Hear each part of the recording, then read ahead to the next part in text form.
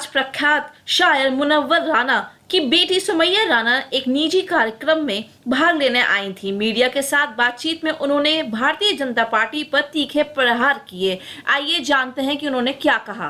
Ma'am, आपको लगता है कि इस समय जो सरकार बीजेपी काम नहीं कर पा रही है अपने थ्रू, सरकार के थ्रू वो कोर्ट से काम करवा रही है? एग्जाम्पल उसका ये है कि ज्ञानवापी का मामला कोर्ट के थ्रू सरकार ने लिया है।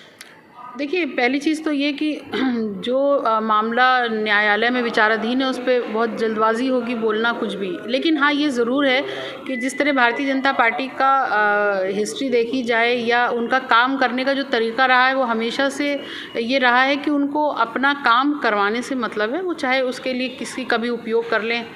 आपने देखा कि इलेक्शन जीतने के लिए, सरकार बनाने के लिए उन्होंने किस तरीके से ईवीएम का दुरुपयोग किया, इलेक्शन कमीशन को इस्तेमाल किया।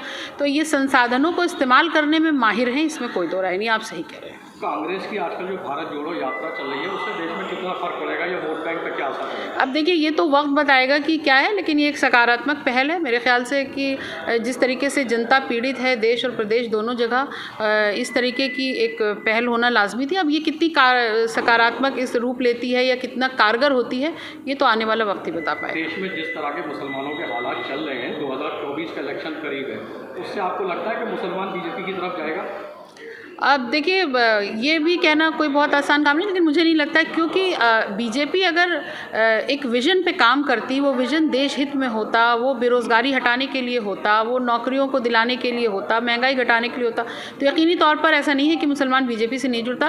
लेकिन आए दिन ये थोड़े दिन पे हिजाब, नकाब और मंदिर मस्जिद की बात करते हैं, तो मुझे नहीं लगता कि मुसलमान इनकी तरफ बहुत ज़्यादा आकर्षित होने वाला है। 2024 में मुसलमानों की क्या रणनीति रहेगी बीजेपी को लेकर?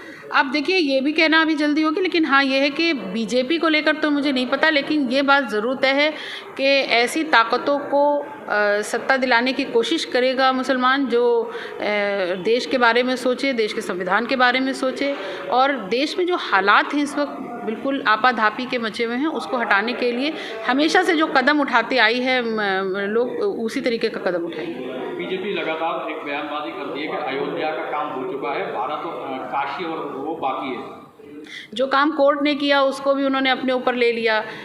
समाजवादी के द्वारा दिए हुए कामों के फीते काट के और MOU करके इन्होंने अपने नाम किए। वो एक कोर्ट का फैसला था, कोर्ट के फैसले का सबने सम्मान किया, क्योंकि हम देश के बारे में सोचते हैं। और जो कोर्ट ने जब हम पहले दिन से कह रहे थे कि कोर्ट जो फैसला देगी वो हमारे लिए सर्वोपरि होगा, और हमने वही करके दिखाया। और कोर्ट से ऊपर कुछ भी नहीं है, न्यायपालिका से ऊपर कुछ भी नहीं।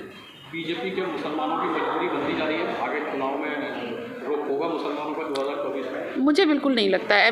मेरा अपना नज़रिया पूछे तो ऐसा बिल्कुल भी नहीं है। मुसलमानों का नज़रिया जो अगर देखा जाए, मजबूरी कोई नहीं, हाँ प्राथमिकता ज़रूर रही है कि देश किस तरह चलना चाहिए, लोगों को किस तरीके से उनका हक मिलना चाहिए, इस पर बात होती है। टीवी चैनलों पर ज़्यादातर एक हेडलाइन आपने देखी होगी, मदरसों का सर्वे हो रहा है आजकल, और 12 बिंदुओं पर बीजेपी सरकार प्रदेश की बिंदुओं में सर्वे करवा रही है। उसमें एक बड़ा बिंदु ये भी है कि मदरसों का पैसे का स्रोत क्या है, इसको किस तरह से लेती है, होना चाहिए मदरसों का? देखिए, जब बहुत देशव्यापी आंदोलन चल रहा था CNRC का, जिसको मैं घंटा घर लीड कर रही थी, उस वक्त में भी आरोप लग रहे थे कि ये पैसा कहाँ से आ रहा है, कौन चला रहा है। तो इनकी मंशा पे मैंने कई डिबेट्स में इस बात को बोला कि अगर ये सर्वे करा रहे हैं और सर्वे में अगर ये निकल के आता है कि जितना पैसा जो बच्चों के लिए जा रहा है, वहाँ के तलबा के लिए जा रहा है, वो इस्तेमाल कैसे कहाँ होना चाहिए, वहाँ तक तो ठीक है। लेकिन इनकी मंशा पर all India Muslim personal law board ने भी आवाज़ उठाई है और इस आपत्ति जताई है, क्योंकि इनका काम करने का तरीका हमेशा से रहा है कि कंस्ट्रक्टिव कभी रहे नहीं,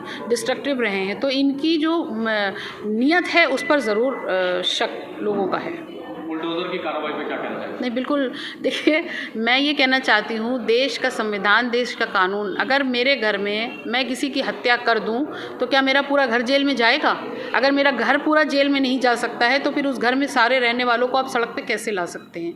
जिसके खिलाफ मुकदमा हो, जिस पर आपको लगता है कि इसने उपद्रव किया हो या इसके ऊपर NSA लगना चाहिए या देश विरोधी इसने गतिविधि की है, तो उस पर्टिकुलर के साथ आप करिए। आप ईंट और कंक्रीट से बने मकान पर आप जिस तरीके से बुलडोजर चला रहे हैं, ये बिल्कुल बदला लेने की भावना या आप अपनी भड़ास निकालने की भावना से काम कर रहे हैं। बार बार कहा जा रहा है कि अखिलेश जी मुसलमानों के लिए आवाज़ नहीं उठा रहे। नहीं, ये तो क्लियर हो गया। ये एक अफवाह थी जो कुछ दिन चली, लेकिन उसके बाद राष्ट्रीय अध्यक्ष अखिलेश यादव ने जिस तरीके से आगे आकर के, चाहे मोहम्मद आजम खान साहब हों या और भी तमाम ऐसे मुद्दे हों जिस पर बात की है, तो वो अब वो अफवाह थी, वो उड़ गई, वो उसका कोई अस्तित्व नहीं है।